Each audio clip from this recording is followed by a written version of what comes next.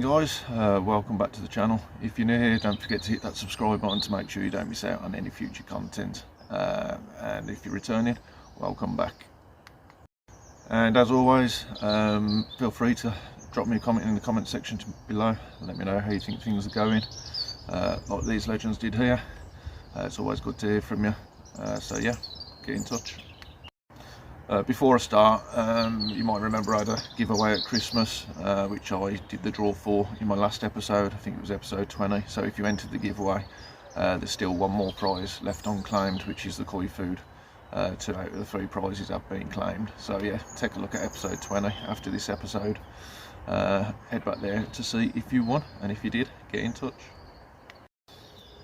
Right, so it's considerably warmer this week. Anyone that saw the video last week, yeah, it was cold. So yeah, a bit warmer today, nice and dry, so I do want to be getting on with this pergola. But before we get on to that, I've got a little problem in the pond, so let's go and take a look. Right, so those of you that did see last week's video would see that my pipe work coming from my pump up to my easy pod up there and to those filters down there, it had all frozen up, so I was getting no flow through the filters. Now it's all thawed out, it seems that I still have a problem. Now I do tend to get a net in here and get all the leaves out. I've got a massive oak tree up there, which is the bane of my life when it comes to leaves. I do try and get out as much as I can, but it looks like some leaves have made their way into the retro bottom drain. So before I get on with this pergola, I'm going to have to get that drain out and unblock it. I didn't really want to have to do it because the fish are at the bottom at the moment. Didn't want to disturb them, but needs are a must. I need to get this filter running again.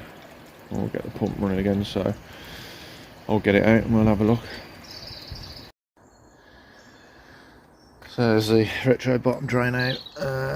There is quite a bit of crap in there, so what I'm going to do, I'm going to get the hose, blast all that out. I've dropped the pump back in the pond there. I'm going to go and switch it back on, and then I can eliminate any blockages in the run up to the 2 filters there. So yeah, I'm going to hose that out and do a test with the pump. And there we go. Pumping out nicely out of both filters. Like I said, I've just got the pump just in that corner there just to test the rest of the pipe work, and it's spot on. So yeah, it's definitely down to the retrofit bottom drain. I find that the problem with these, if you can see that, is just a small gap that you've got there. What, it's about 10 mil for everything to get sucked up, so if a few leaves do get past your net, or you miss any when you're netting all the leaves out, and it doesn't take a lot for this to clog up. I think this is the second time, this is the 3rd year I've had it running. I think it's the 2nd time it's blocked up now, and I do tend to get most of the leaves out. So as much as they do a good job getting crap out of the pond, they do block up very easily. So I want to give that a rinse out and get it all connected up again. Right, it's not one thing, it's another.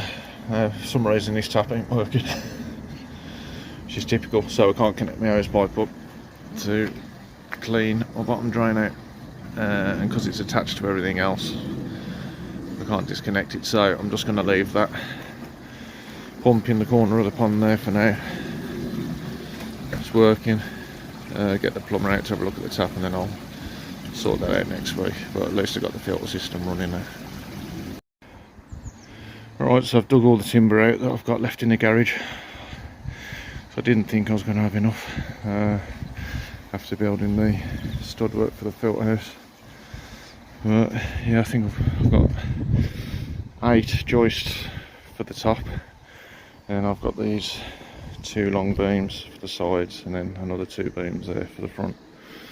So I think I've got enough to work with now. So yeah, make a start on this roof, So I think first things first, I'm going to do the front and back beams. See how we got on with that. That post looks a little bit out at the back, but I can straighten that up when I put the beams on. So let's make a start on this. Right, so this is the first of the two beams. I've cut it to size. I haven't got a circular saw, unfortunately. I had to use a jig, so it's a little bit off on the corner, but you won't notice that once the beams are in. I've marked 600 down the length of the beam, marked where it's going to come up to on the post, and I've got these little L brackets. Let's use this one for example, just to hold the joists in, because I'm going to have to cut them down to size once they're up. So I'm going to fix these L brackets on, so once the beams are across, I can then just slot in the joists that go across. Yeah, but it'll make sense as I'm going along. So yeah, I'm going to get these L brackets fixed all the way along. So there we go, got the brackets in all the way along. So they'll sit like that. What that will allow me to do, because when I put the cross beams in, I'm going to have to get them all in, measure them, because obviously this is at an angle, do a straight line across, mark all the beams, and then I'll be able to take them down easily, and put them back in exactly where they were. It'll be basically doing this, putting the brackets on down here, just makes the job a hell of a lot easier when it comes into putting the joists in. Right, so something else I've just decided to do, came up with a good idea, because obviously I've got to get this up there. I've put these two pieces of 1.5 inch timber on. Now the post will come up to there, and this will basically sit on top of the post, making it easier to fix. Also, it will make sure that this front beam is higher than the back beam, which will then give me my natural runoff for the water. I'm also going to cut on the back of the joists that go across. I'm going to cut either 1 inch or 1/2 inch out the back of them, so that again they'll sit lower that side and sit flush on this side. So yeah, I think that will make it easier to install. Right, so there we go, front and rear beams, both marked out, brackets all fitted to both of them, so they're ready to go up now. So I think I'm going to have to attempt probably the hardest thing on this pond build so far, and that's to get my teenage son away from his PlayStation for 20 minutes. Just to give me a hand up with these so I can get them fitted. So I'll get back to you when I've achieved that. Yeah, so it turns out I didn't need to put him away from his PlayStation. I managed to hump that up there myself. I've just got 2 clamps up there now, clamping it on. I've checked my levels and they're looking good. So I'm going to start fixing this one in.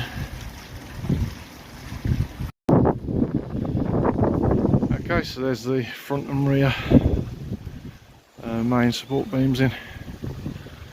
Did well to do that on my own, but yep, nice and level as well. I've got a slight overhang over onto the filterhouse roof, because I'm going to basically shut that off once there's a roof on there. Have like a wall across there, so all this area's covered in here. So yeah, quite happy with that so far. So the next job is to get the 2 side pieces in, connecting there. So I'll crack on with that.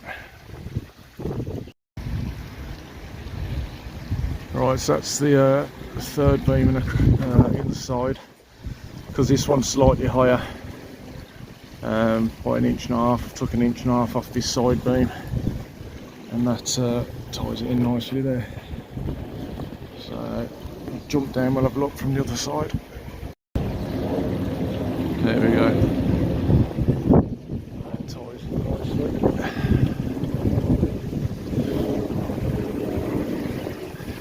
Starting to take shape now. I've just got that side to do, but I've got a feeling I've run out of fixings because I'm using some leftover fixings that I had from when I did the decking, so I'm going to have to go and dig them out, see if I've got some more. And there you go, you can see it better from there. And I've cut it at a slight angle, so that ties in nicely there.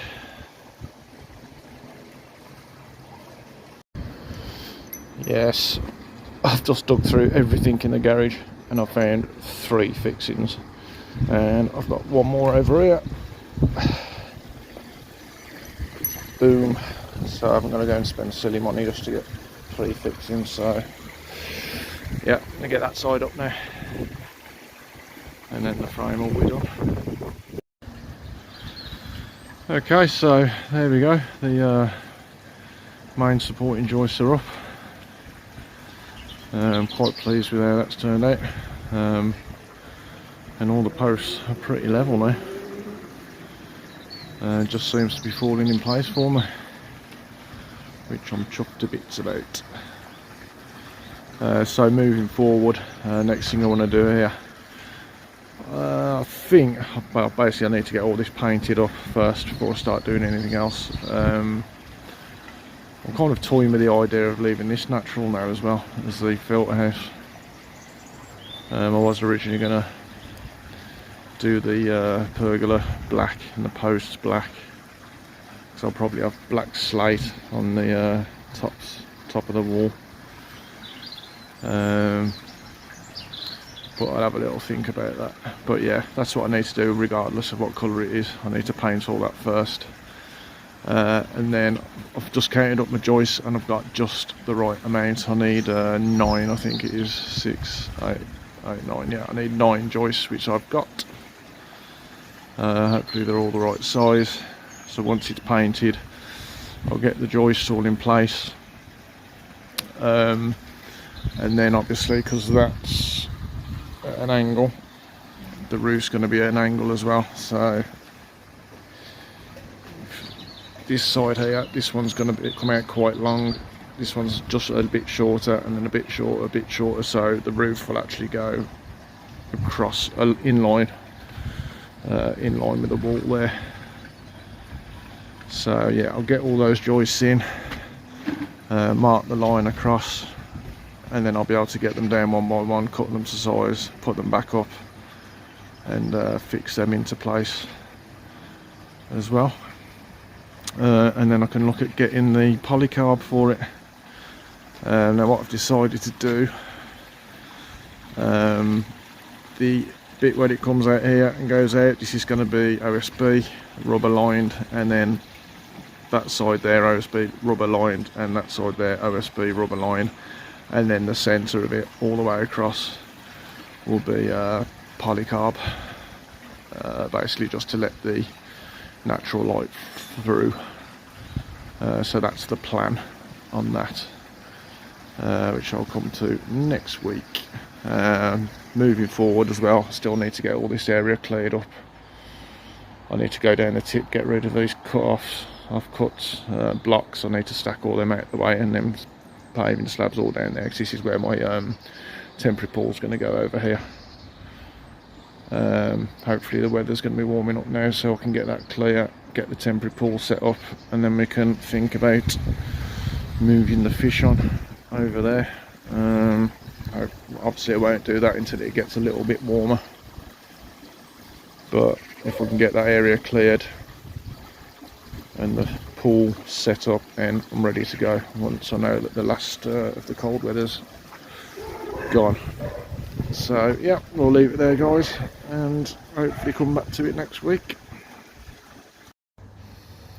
Okay, we'll leave it there for this one guys. Once again, If you haven't already subscribed, hit the subscribe button, make sure you don't miss out any future content, and if you could give us a like if you like the video, that'd be great, because it helps me out with the YouTube meta. And don't forget to also look back at episode 20. If you did enter the giveaway at Christmas, that food is still unclaimed.